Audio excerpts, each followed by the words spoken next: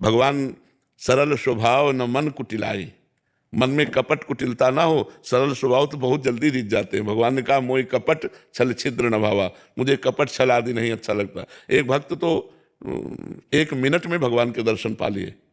वो गाय चरा रहा था तो उसने देखा कि एक पाखंडी गांव में जो धन मांगने की चेष्टा करते हैं और अन्न धन ला कर बेच करके गलत आचरण करते हैं, वो देखा कि लोग बहुत हमें देख रहे हैं, तो तालाब के किनारे नहाया धोया और तिलक की रचना ऐसे की, क्योंकि गांव में जाना था।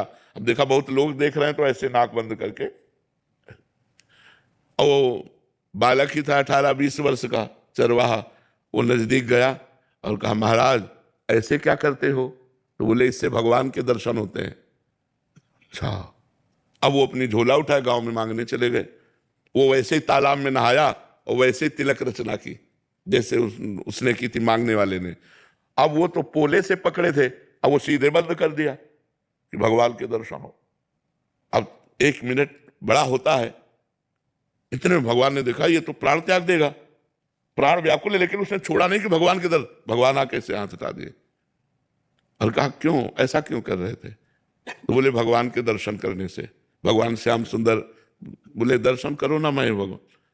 अब बोले तुम झूठ बोल रहे हो तो कि तुम भगवान हो, हम तो जानते नहीं कि तुम भगवान हो, तो हम पहले अपने गुरु जी को लाएंगे और वो कह देंगे यही भगवान है तो हम मान जाएंगे।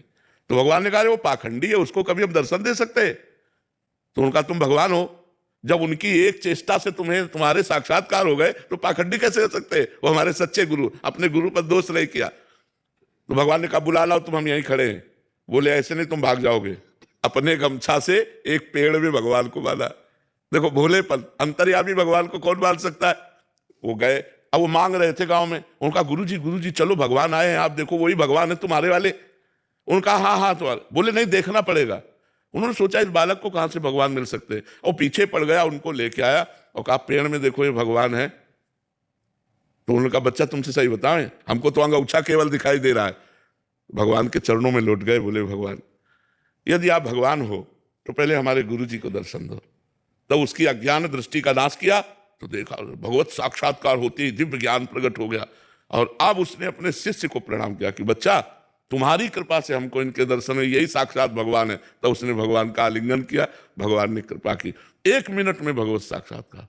अब सब कोई ऐसा करे थोड़ी थोड़ी भगवान आ जाएगा। अब पूर्व जन्म का भजन था, ऐसे भगवान कृपा कर दिए उसके भोलेपन से। तो कई ऐसे चरित्र आते हैं कि भगवान कृपा कर दें तो किसी से कभी भी मिल सकते हैं, और भगवान अगर कृपा न करें तो फिर जन्म जन्म तपस्या करनी पड़ती है, तब भगवान की प्राप्ति होती है। गणेश शर्मा जी गुजरात से। श्री हरिवंश महाराज जी। महाराज जी, भगवान की मधुर मधुर झांकी एवं लीला दर्शन, लीला में प्रवेश भगवान की कृपा से होगा या हमारे प्रयास से? वैसे तो कृपा ही है, पर अपना प्रयास देख के ही कृपा होती है। जैसे यशोदा मैया ने देखा कि लाला सम्माट फोड़ दिए, माखन फैला दिया, तो आज इसे डांटना चाहिए। तो एक छड़ी ली और डांटा।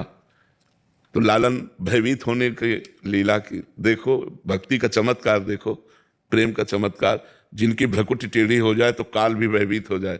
ऐसे भगवान यशोदा मैया की छड़ी देखकर ऐसे ऐसे आंसू एक भी नहीं, लेकिन ऐसे ऐसे मल रहे, भयभीत होकर देख रहे। बड़े बड़े योगियों के ध्यान में नहाने वाले प्रभु, जिनके प्रताप से सूर्य चंद्र आदि प्रकाशित हो रहे हैं, अनंत ब्रह्मांड, वो ब्रह्मांड नायक भयभीत हो रहे। मैया ने देखा लाला ज्यादा भयभीत हो गया, अब क्या करें?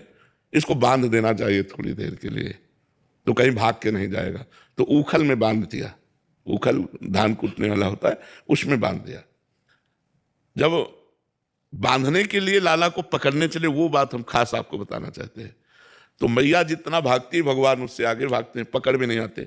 जब भगवान ने मुड़ के देखा मैया पसीना पसीना हो गई और उसकी चोटी के गुथे हुए फूल गिर रहे, तो पकड़ में आ गए। मतलब प्रयास यशोदा मैया का, लेकिन असफल। प्रयास देखकर कृपा करके भगवान बन गए। ऐसे ही प्रयास साधक का पसीना पसीना हो जाए, भगवान के भजन में रात दिन धर्म पूर्वक हर कष्ट सहते हुए चले, ये देखकर भगवान कृपा करके उस साधक को दर्शन दे देते हैं, अपनी रूप माधुरी का, लीला माधुरी का।